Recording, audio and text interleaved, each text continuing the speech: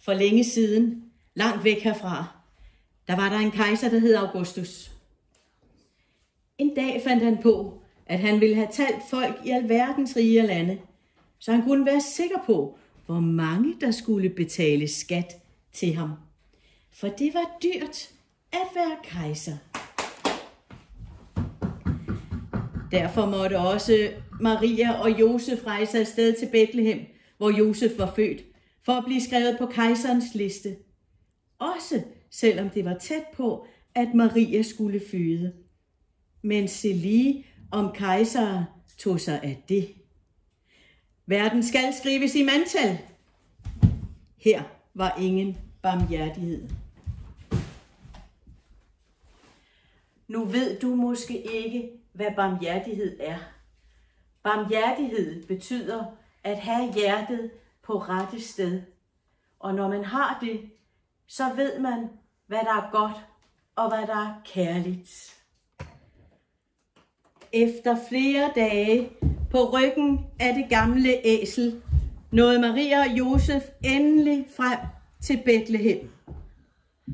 Se, det var godt nyt. Men hvor skulle de sove? Josef gik fra hus til hus og spurgte, kan vi sove hos jer? Men alle steder var svaret det samme. Desværre, alt optaget, min gode mand. Det var ikke godt nyt. Men til sidst, så var der en rar kromand, der lukkede op. Han forbarmede sig, for han havde nemlig hjertet på rette sted. Her hos ham var der både barmhjertighed og husrum. Jeg kan se, at I har rejst langt og er meget trætte. Og jeg har ikke flere senge her i min kro. Men ved I hvad? Der er en stald lige herovre på den anden side. Den må I gerne være i nat. Der er dejligt varmt, for der er dyr derinde. Gå I derover og sov godt. Se, det var godt nyt. Den nat fødte Maria sin søn Jesus, mens både koen og det gamle æsel og fårene og musene så til. Det var virkelig godt nyt for hele verden.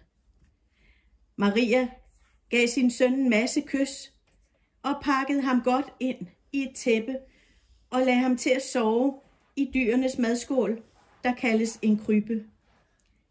Her kan han sove godt og dejligt i nat, sagde Maria. På marken, lige uden for byen, sad nogle hyrder i den sorte nat under den åbne himmel. De havde tændt bål, som de sad og varmede sig ved, mens de snakkede om den store ny stjerne på himlen, som de aldrig havde set før. Det kunne kun betyde godt nyt. Pludselig var det som om et kæmpe stjerneskud landede lige foran dem, og hele Guds herlighed strålede. Hyrderne blev bange og gemte sig under deres kapper. Men der var intet at være bange for det var englen Gabriel. I skal ikke være bange. Jeg er Guds sendebud. Jeg kommer med godt nyt. Der er født et lille Jesusbarn, altså Jesus, i Betlehem. Se, det var sandelig godt nyt, som Gabriel meddelte hyrderne. Og Gabriel sagde, at hyrderne skulle være de første, der fik lov til at besøge Jesusbarnet. Det var bare godt nyt, sagde hyrderne til hinanden. Hyrderne skyndte sig ind til Betlehem og fandt stalden, hvor Maria sad og kiggede på sin lille dreng, med lige så meget kærlighed i hjertet, som når jeres forældre og bedsteforældre kigger på jer. Så fortalte hyrderne, hvad englen havde sagt til dem, og Maria, hun gemte for altid englens ord i sit hjerte. Denne nat vil hun aldrig glemme. Og hyrderne, ja, de tog sidenhen tilbage til marken, og der takkede de Gud for at have sendt Jesus til menneskerne på jorden.